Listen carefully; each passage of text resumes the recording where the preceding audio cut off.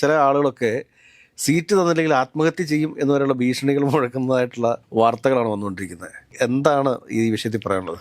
കൊല്ലം നിയമസഭാ മണ്ഡലം വെള്ളിത്താലത്തിൽ LDFന് സമർപ്പിക്കാൻ കോൺഗ്രസ് തീരുമാനിക്കുന്നു എന്നതാണ് ഏറ്റവും വലിയ, അതായത് ഞങ്ങളുടെ വക ഒരു സീറ്റ് നിങ്ങൾക്ക് ഫ്രീ ആയിട്ട് സംഭാവന ചെയ്യുന്നു എന്നൊരു തീരുമാനത്തിലേക്ക് കോൺഗ്രസ് നേതൃത്വം പോകുന്നു എന്നുള്ളതാണ്. ചുമരെടുത്തും പോസ്റ്റർ അടിക്കലോ ഒന്നും നടത്തണ്ട, ഇവിടെ ആരും കോൺഗ്രസ് തീരുമാനിച്ചിട്ടില്ല, അല്ലാതെ ചെയ്യരുതെന്ന് KC വേണുഗോപാൽ പറയുമ്പോൾ തന്നെയും ഹൈക്കമാൻഡിൻ്റെ ഭാഗമായിട്ട് പറയുമ്പോൾ തന്നെയും ബിന്ദു കൃഷ്ണ ചുമര് ബുക്ക് ചെയ്ത് കഴിഞ്ഞു.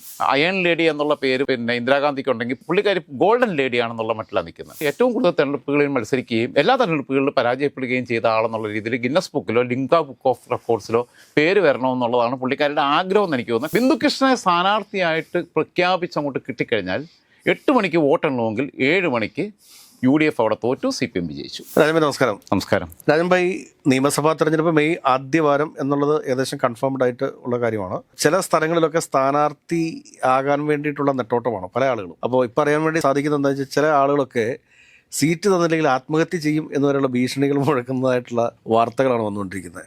എന്താണ് ഈ വിഷയത്തിൽ പറയാനുള്ളത്? സീറ്റ് കിട്ടിയില്ലെങ്കിൽ ആത്മഹത്യ ചെയ്യും എന്നുള്ളത് ഉത്തരേന്ത്യയിലൊക്കെ അത്ര ആത്മഹത്യാ ഭീഷണി മണ്ണെണ്ണ തകർത്തൊഴുക്കിയൊക്കെ കണ്ടിട്ടുണ്ട്. കേരളത്തിൽ കഴിഞ്ഞ തവണ പൊതുനിരത്തിലിരുന്ന് എനിക്ക് സീറ്റ് നിശ്ചയിച്ച് കഴിഞ്ഞാൽ, അതായത് PC വിഷ്ണുനാഥിനെയാണ് കൊല്ലത്ത് കോൺഗ്രസ് സ്ഥാനാർത്ഥിയായിട്ട് ആദ്യം തീരുമാനിച്ചിരുന്നത്. വിഷ്ണുനാഥിൻ്റെ കൊല്ലത്ത് നിന്നാലും അല്ല, വിഷ്ണുനാഥ് ജയിക്കുമായിരുന്നു. വിഷ്ണുനാഥ് മുകേഷിനെ തോപ്പിക്കാൻ പറ്റുമായിരുന്നു. അപ്പോഴാണ് മുകേഷിൻ്റെയും CPMൻ്റെയും മഹാഭാഗ്യം പോലെ ബിന്ദു കൃഷ്ണ റോട്ടിലിരുന്ന് കഴിഞ്ഞ് സീറ്റ് മേടിക്കുന്നത്. അപ്പോൾ ഈ പ്രാവശ്യവും 140 മണ്ഡലങ്ങളിൽ ഇടതുപക്ഷത്തിൻ്റെ ഉറച്ച കോട്ടകളുണ്ട്, മുസ്ലിം ലീഗിൻ്റെ ഉറച്ച കോട്ടകളുണ്ട്, കോൺഗ്രസിൻ്റെ ചില ഉറച്ച മണ്ഡലങ്ങളുണ്ട്. ഇതൊക്കെ ഉണ്ടാകുമ്പോൾ തന്നെയും ഒരു ടൈറ്റ് ഫൈറ്റ് നടക്കേണ്ടുന്ന ഒരു മണ്ഡലം, കൊല്ലം നിയമസഭാ മണ്ഡലം വെള്ളിത്താലത്തിൽ LDFന് സമർപ്പിക്കാൻ കോൺഗ്രസ് തീരുമാനിക്കുന്നു എന്നതാണ് ഏറ്റവും വലിയ, അതായത് ഞങ്ങളുടെ വക ഒരു സീറ്റ് നിങ്ങൾക്ക് ഫ്രീ ആയിട്ട് സംഭാവന ചെയ്യുന്നു എന്നൊരു തീരുമാനത്തിലേക്ക് കോൺഗ്രസ് നേതൃത്വം പോകുന്നു എന്നുള്ളതാണ്. ശ്രദ്ധിക്കേണ്ട കാര്യം, KC വേണുഗോപാൽ കഴിഞ്ഞ ദിവസം പറഞ്ഞു സ്വയം പ്രഖ്യാപിത സ്ഥാനാർത്ഥികൾ വരണ്ട. അബിൻ വർക്കിയും രമ്യ ഹരിദാസിനെയൊക്കെ ഉദ്ദേശിച്ചാണ്. കാരണം ചുമരെടുത്തും പോസ്റ്റർ അടിക്കലോ ഒന്നും നടത്തണ്ട, ഇവിടെ ആരും കോൺഗ്രസ് തീരുമാനിച്ചിട്ടില്ല, അല്ലാതെ ചെയ്യരുതെന്ന് KC വേണുഗോപാൽ പറയുമ്പോൾ തന്നെയും ഹൈക്കമാൻഡിൻ്റെ ഭാഗമായിട്ട് പറയുമ്പോൾ തന്നെയും ബിന്ദു കൃഷ്ണ ചുമര് ബുക്ക് ചെയ്ത് കഴിഞ്ഞു കൊല്ലത്ത്. അപ്പോൾ ഇതിൻ്റെ ഒരു രസം എന്താണെന്ന് വെച്ചാൽ, കൊല്ലം നിയമസഭാ മണ്ഡലത്തെക്കുറിച്ച് ആദ്യം പഠിക്കണം. കൊല്ലം നിയമസഭാ മണ്ഡലം എന്ന് പറയുമ്പോൾ കൊല്ലം നിയമസഭാ മണ്ഡലത്തിൻ്റെ ഐക്യ കേരളം രൂപപ്പെടുന്നതിന് മുമ്പ് അവിടെ നിന്നുള്ള അംഗമാണ്. 1955 എൻ്റെ ഓർമ്മ, I am not sure. Okay, അന്ന് AA റഹീം, പിന്നീട് കേന്ദ്ര വിദേശകാര്യമന്ത്രിയൊക്കെ ആയിട്ടുള്ള AA റഹീം പിന്നെ അവിടെ നിന്ന് മത്സരിച്ച് വിജയിച്ചിട്ടുണ്ട് നമ്മുടെ തിരുക്കൊച്ചി ഇതിലേക്ക്. അന്ന് പനമ്പള്ളിയാണെന്ന് തോന്നുന്നു മുഖ്യമന്ത്രി, CM എന്ന് തോന്നുന്നു. അത് കഴിഞ്ഞിട്ട് എനിക്ക് തോന്നുന്നത് ഐക്യ കേരളം രൂപീകരിക്കപ്പെട്ടതിന് ശേഷം ആദ്യത്തെ 1956 രൂപീകരിക്കപ്പെട്ട 1957 പ്രഥമ നിയമസഭാ തെരഞ്ഞെടുപ്പിൽ മത്സരിച്ച് വിജയിക്കുന്നത് മുഹമ്മദ് ഇബ്രാഹിം കുട്ടിയാണ് എന്നാണ് എൻ്റെ ഓർമ്മ. പിന്നീട് ഹെൻറി ഓസ്റ്റിൻ മത്സരിച്ച് വിജയിച്ചിട്ടുണ്ട് 65 67. TK ദിവാകരൻ, RSPയുടെ പ്രമുഖനായ നേതാവായിരുന്നു. ഇപ്പോഴത്തെ ബാബു ദിവാകരൻ്റെ അച്ഛൻ TK ദിവാകരൻ അവിടെ നിന്ന് മത്സരിച്ച് ജയിച്ചിട്ടുണ്ട്. അദ്ദേഹം ആദ്യം സ്വതന്ത്രനായിട്ട് 67 ജയിക്കുന്നു, 70 RSPയുടെ ഭാഗമായിട്ട് ജയിക്കുന്നു. പിന്നീട് 77 ത്യാഗരാജൻ വരുന്നു, 80 82 കടവൂർ ശിവദാസൻ വരുന്നു, 87 ബാബു ദിവാകരൻ TK ദിവാകരൻ്റെ മകൻ വിജയിക്കുന്നു, 91 കടവൂർ ശിവദാസൻ വീണ്ടും ജയിക്കുന്നു, 96 2001 ബാബു ദിവാകരൻ വീണ്ടും ജയിക്കുന്നു. 2006 തൊട്ട് ഇടതു മുന്നണിയുടെ ഉറച്ച മണ്ഡലമായിട്ട് മാറുക. 2006 PK ഗുരുദാസൻ അവിടെ നിന്ന് മത്സരിക്കുന്നു, VS അച്യുതാനന്ദൻ്റെ മന്ത്രിസഭയിൽ അംഗമാകുന്നു. 2011 വീണ്ടും PK ഗുരുദാസൻ സഖാവ്, സമാനതകളില്ലാത്ത കമ്മ്യൂണിസ്റ്റ് വിശുദ്ധൻ എന്ന് പറയാവുന്ന ഒരാളാണ് പരളി കുട്ടിയെ പോലെ തന്നെ. ഞാൻ ഇടയ്ക്കിടയ്ക്ക് ഇവരെക്കുറിച്ച് പറയുമ്പോൾ വൈകാരികമാകാറുണ്ട്. എനിക്ക് വളരെ ഇഷ്ടപ്പെട്ട കമ്മ്യൂണിസ്റ്റുകാരാണ്. ഇതേപോലെ കോൺഗ്രസിൽ ഒരുപാട് നേതാക്കന്മാരുണ്ട്, BJPയിലുണ്ട്, മുസ്ലിം ലീഗിലുണ്ട്, കുറുക്കോളി മൊയ്തീൻ ഇപ്പോൾ തിരൂർ MLA. അങ്ങനെയുള്ള നമുക്ക് ഈ നല്ല മനുഷ്യരോടൊരു വല്ലാത്ത സ്നേഹബന്ധം ഉണ്ടാവില്ല, കണ്ടാവും കെട്ടിപ്പിടിക്കാൻ തോന്നുന്ന വിശുദ്ധ രാഷ്ട്രീയത്തിൽ വക്താക്കളാണ്. പക്ഷേ 2006 2011 PK ഗുരുദാസൻ മത്സരിച്ച് വിജയിക്കുന്നു. 2006 മന്ത്രിയാവുന്നു VS മിനിസ്ട്രിയിൽ. അദ്ദേഹത്തെ ശരിക്കും പറഞ്ഞു കഴിഞ്ഞാൽ കേന്ദ്ര കമ്മിറ്റി വരെ എത്തിച്ചതും VS ആണ്, VS ഗ്രൂപ്പിന്റെ ഭാഗമായിട്ട് നിന്നിരുന്ന. 2016 അവിടെ മുകേഷിനെ കൊണ്ടു നിർത്തുന്നു. അതിന് മുമ്പ് മുകേഷിനെ സംഗീത അക്കാദമി ചെയർമാനൊക്കെ ആയിട്ട് കൊണ്ടുവന്നിട്ടുണ്ട്, സംഗീത നാടക അക്കാദമിയോ അങ്ങനെ എന്തൊക്കെയോ. നാടകം കളിക്കാൻ നന്നായിട്ട് അറിയാവുന്ന ആളാണ്, നല്ല അഭിനേതാവാണ്, ജീവിതത്തിലും അഭിനയിക്കാൻ അറിയാവുന്ന ആളാണ് മുകേഷ്. ശരിക്കും പറഞ്ഞു കഴിഞ്ഞാൽ മെഴുകുമായിട്ട് പുള്ളിക്ക് ഭയങ്കര ബന്ധമാണ്. നമുക്കറിയാലോ, ഓഡിയോ ഒക്കെ അറിയാലോ. അപ്പോൾ അതിലേക്കൊന്നും ഞാൻ പോകുന്നില്ല, ഹേമ കമ്മിറ്റിയുടെ റിപ്പോർട്ടിലേക്കൊന്നും പോകുന്നില്ല. മുകേഷ് 2021 വീണ്ടും അവിടെ മത്സരിക്കുമ്പോഴാണ് സാക്ഷാൽ ബിന്ദു കൃഷ്ണ സ്ഥാനാർത്ഥിയായിട്ട് വരുന്നത്. അതുമാത്രമല്ല, ഈ മണ്ഡലം ഒരു VIP മണ്ഡലമാണ്. ഏറെയും പിന്നെ കേരളം രൂപീകരിക്കുന്നതിന് മുമ്പ് അവിടെ നിന്ന് മന്ത്രിയായെന്ന് പറഞ്ഞു. TK ദിവാകരൻ 67 EMSൻ്റെ മന്ത്രിസഭയിൽ അവിടെ നിന്ന് അംഗമാവുന്നു. അതേപോലെ തന്നെ 70 അച്യുതമേനോൻ്റെ മന്ത്രിസഭയിൽ അംഗമാവുന്നു. അതേപോലെ തന്നെ കടവൂർ ശിവദാസൻ കരുണാകരൻ്റെ 2ാമത്തെ 3ാമത്തെ മന്ത്രിസഭയിൽ അംഗമാവുന്നു. അതേപോലെ തന്നെ ബാബു ദിവാകരൻ 2001 തൊട്ട് 2004 വരെയുള്ള ആന്റണി മന്ത്രിസഭയിൽ അംഗമാവുന്നു, ഉമ്മൻചാണ്ടി മന്ത്രിസഭയിലും തുടർന്നു. PK ഗുരുദാസൻ മന്ത്രിയാവുന്നു. ഇങ്ങനെയുള്ളൊരു പിന്നെ VIP മണ്ഡലമാണ്. ഈ മണ്ഡലത്തിൻ്റെ എന്ന് പറഞ്ഞു കഴിഞ്ഞാൽ 2011 ഡെലിമിറ്റേഷനുമായിട്ട് ബന്ധപ്പെടുന്നതിൻ്റെ മുമ്പുള്ള ഘടനയിൽ നിന്ന് ഒരുപാട് മാറ്റം വന്നിട്ടുണ്ട്. സ്ട്രക്ചറിൽ ഒരുപാട് ചേഞ്ച് വന്നിട്ടുണ്ട്.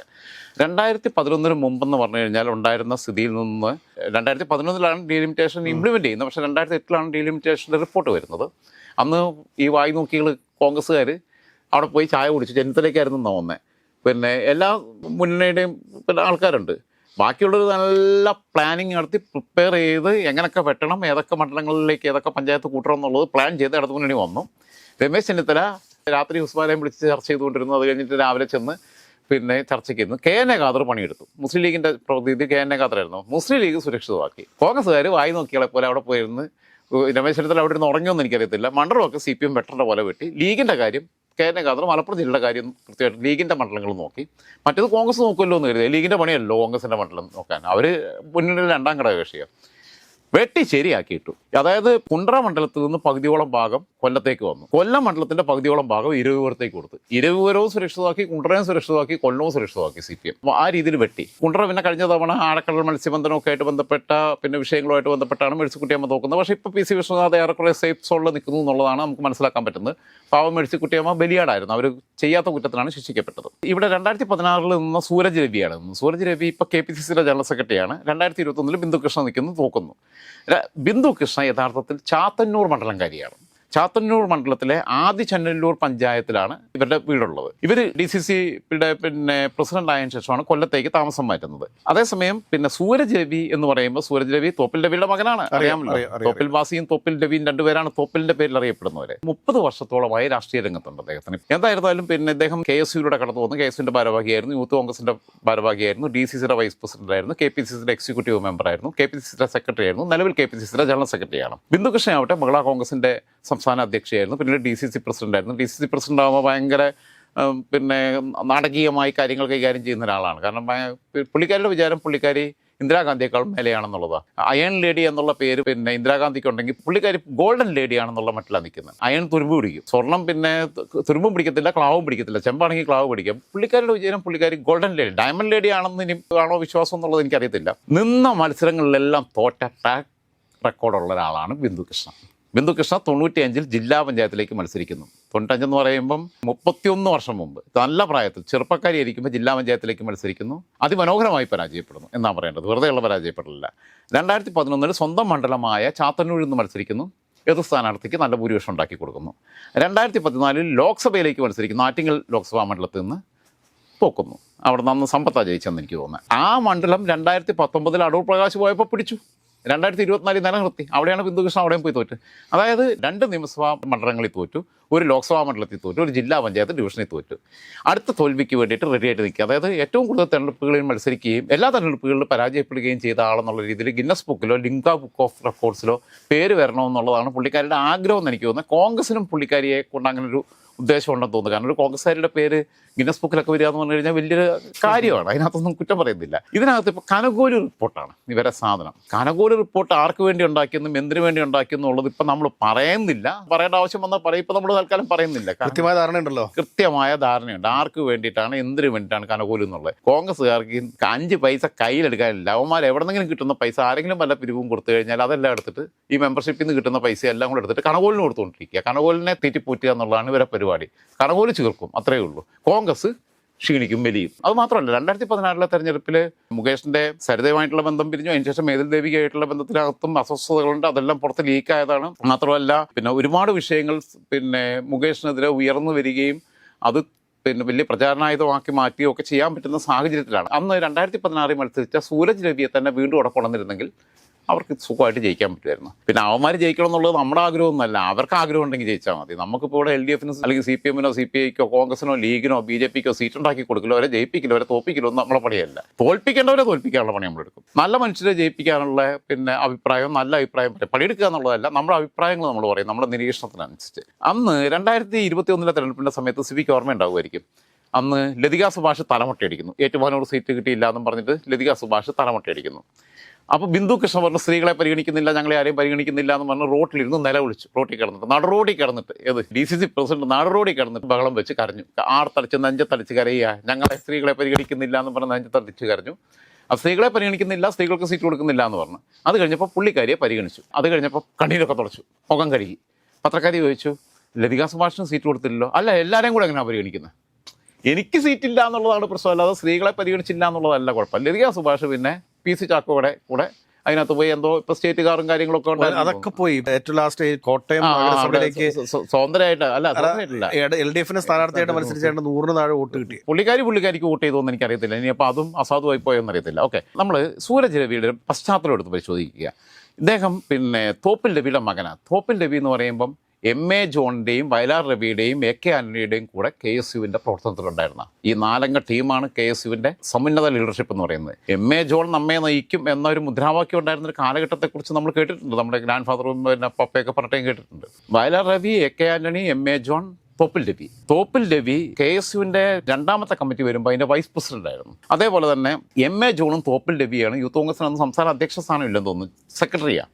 ഇവർ രണ്ടുപേരും സെക്രട്ടറിമാരായിരുന്നു ഒരേ സമയം. അദ്ദേഹം തൃശ്ശൂർക്കാരനാണ്. BM സുധീരനെ രാഷ്ട്രീയത്തിലേക്ക് കൈപിടിച്ചു കൊണ്ടിരുന്നത് പിന്നെ തോപ്പിൽ രവിച്ചേട്ടനാണ്. അതായത് തോപ്പിൽ രവിച്ചേട്ടൻ എന്ന് ഞാൻ പറയാൻ കാരണം, ഞാൻ ഇന്ന് സംസാരിച്ച ഒരാൾക്കാർ രവിച്ചേട്ടൻ എന്നാണ് മുതിർന്ന, ഞാൻ ആൾക്കാരെ പേര് പറയുന്നില്ല, വളരെ മുതിർന്ന പ്രായം ചെന്ന ആൾക്കാരാണ് എന്നോട് പറഞ്ഞത്.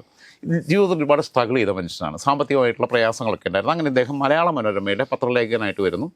അദ്ദേഹം അങ്ങനെ ട്രാൻസ്ഫർ ചെയ്യപ്പെട്ട് കൊല്ലത്തേക്ക് വരുന്നു. പിന്നീട് അവിടെ നിന്ന് വിവാഹം കഴിക്കുന്നു. അങ്ങനെ ആണ് കൊല്ലംകാരനായി മാറുന്നത്. അത് കഴിഞ്ഞിട്ട് അദ്ദേഹത്തിന് രാഷ്ട്രീയത്തിൽ സജീവമായിട്ട് പ്രവർത്തിച്ചപ്പോൾ മനോരമയ്ക്ക് ഒരു പ്രശ്നമുണ്ട്. മനോരമ വെരിഫിക്കേഷൻ എപ്പോഴും നടത്തും. അവരെ ലേഖകർ രാഷ്ട്രീയത്തിൽ പ്രത്യക്ഷമായിട്ട് ഇടപെടാൻ പാടില്ല. അവർ പത്രപ്രവർത്തകർ, ലേഖകർ നല്ല എഡിറ്റേഴ്സ് ആണെങ്കിലും ബാക്കിയുള്ളവരാണെങ്കിലും ഒന്നുകിൽ ഇവിടുത്തെ ജോലി അല്ലെങ്കിൽ മറ്റേത്. പുള്ളി എന്ത് ചെയ്തു, കൊല്ലത്ത് രാഷ്ട്രീയത്തിൽ സജീവമായപ്പോൾ ഇവർ തിരുവനന്തപുരത്തോട്ട് ട്രാൻസ്ഫർ ചെയ്തു. തിരുവനന്തപുരത്ത് പോയിട്ട് തിരുവനന്തപുരത്ത് ഇവരുടെ പ്രസ് ക്ലബിൻ്റെ പ്രസിഡൻ്റൊക്കെ ആയി മാറി. പിന്നെ കൊല്ലത്ത് തിരിച്ചു വന്ന് രാഷ്ട്രീയത്തിൽ സജീവമായി. കോൺഗ്രസ് രാഷ്ട്രീയത്തിനകത്തെന്ന് പറഞ്ഞാൽ ഒരു ഗ്യാപ്പ് ഇട്ടാൽ തിരിച്ചു വരവ് അസാധ്യമാണ്. കാരണം അത് ഫില്ല് ചെയ്യാൻ അടുത്തവൻ ഇടിച്ചു കയറും. പിന്നെ പുള്ളിക്ക് ജീവിതത്തിൽ തിരിച്ചു വരാൻ പറ്റത്തില്ല. പിന്നെ എന്താ വെച്ചാൽ ജീവിച്ചിരിപ്പുണ്ടോ ഇല്ലയെന്ന് പോലും ആൾക്കാർക്ക് അറിയത്തില്ല. പക്ഷേ ഇദ്ദേഹം ഒരു ഗ്യാപ്പിന് ശേഷവും തിരിച്ചു വന്നപ്പം 82 കുണ്ടറയിൽ മത്സരിച്ച് അവിടെ നിന്ന് MLA ആയി. പക്ഷേ 1990 91 മറ്റോ ആണ്, 50 വയസ്സിന് താഴെയുള്ള പുള്ളി മരണപ്പെട്ടു പോയി. പുള്ളിയെക്കുറിച്ച് തോപ്പിൽ രവിയുടെ പ്രസംഗം കേൾക്കാൻ ഒരു സ്ഥലത്ത് പ്രസംഗിച്ചിട്ട് അടുത്ത സ്ഥലത്ത് പോയാൽ ഇവിടുത്തെ ഓഡിയൻസ് പിന്നെ അങ്ങോട്ട് പോവുക, വീണ്ടും കേൾക്കാൻ പോകും. കേരളത്തിലെ കോൺഗ്രസിൻ്റെ ഏറ്റവും വലിയ ക്രൗഡ് പുള്ളറായ പ്രാസംഗികനായിരുന്നു. അസംബ്ലിയിലെ ഇദ്ദേഹത്തിൻ്റെ പ്രസംഗങ്ങൾ ഇപ്പോഴും ഒരു റെഫറൻസിന് സംഭവമായിട്ട് ആൾക്കാർ ഉപയോഗിക്കാറുണ്ട്. ഇപ്പോഴത്തെ ഒരു സിറ്റിംഗ് MLA കോൺഗ്രസിൻ്റെ യുവ MLA എന്നോട് സംസാരിച്ചത് പുള്ളിയുടെ പ്രസംഗങ്ങൾ ഞാൻ റെഫർ ചെയ്തിട്ടുണ്ട്, നിയമസഭാ രേഖകളിൽ നിന്ന് സാധനങ്ങൾ എടുത്തിട്ട് നോക്കിയിട്ടുണ്ട് എന്ന് പറയാറുണ്ട്.